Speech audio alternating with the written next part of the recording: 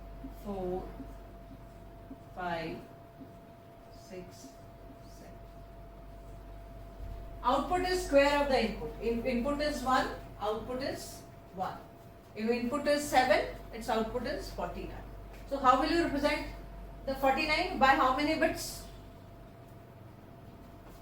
6. So I have I5, I4, I3, I2, I1, I0, and here I write the decimal.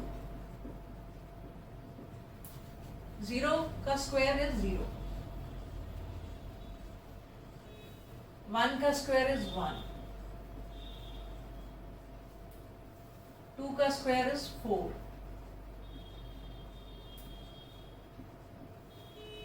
3 ka square is 9.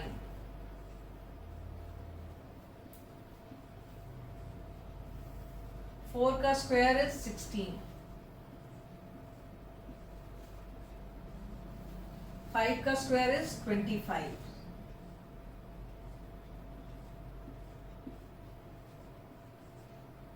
6 ka square is 36, 32.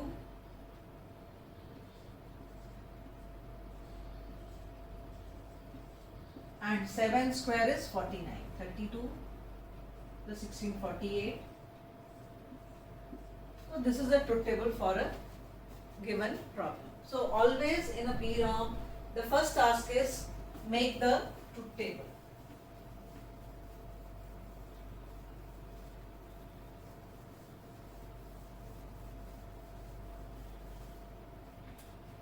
Now what is the, how will you have PROM? So next task is to decide what will be the size of the decoder. Now in a PROM, how do you address a PROM? It is, if there are k inputs and m outputs, then it is called 2 raised to power k into m p ROM. So there will be 2 raised to power k addresses, and on each address will be m bit long. So there are 3 inputs, so you will have a 3:8 decoder first.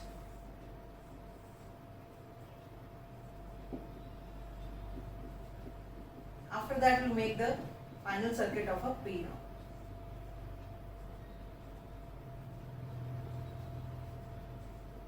So there are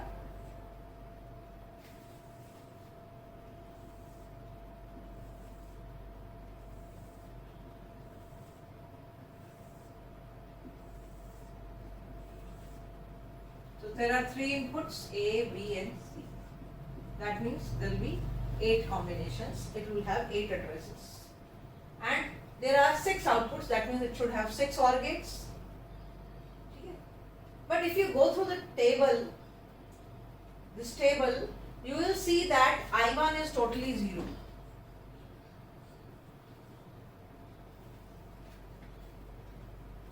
And I0 is same as C. So there is no need to generate I1 and I0. What you can do is you can only have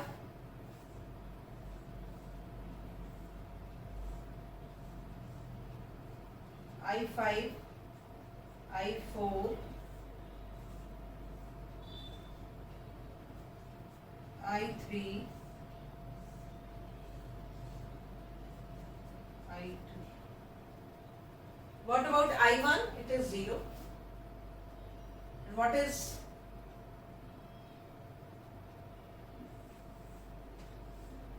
we have I0 and I1 is 0, and from this I will have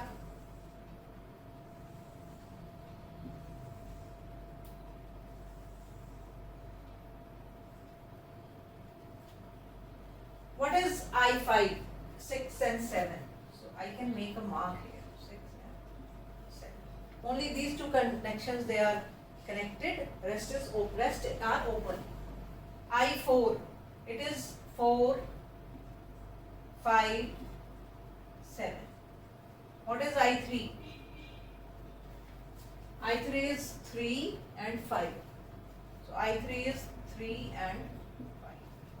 what is I2? 2 and 6. So this is what is the circuit, and what will be the size of the ROM? It will be 8 into 4 PROM, not 6.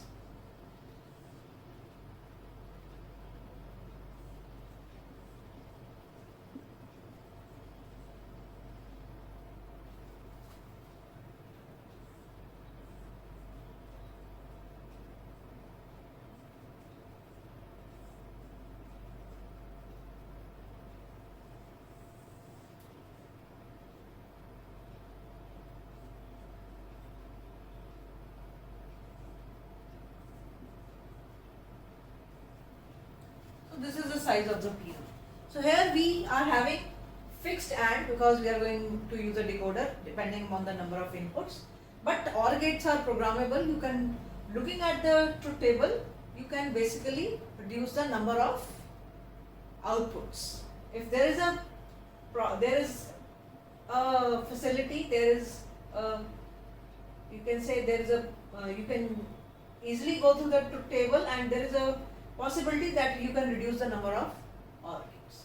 This is one problem of implementing of any Boolean function using a PROM.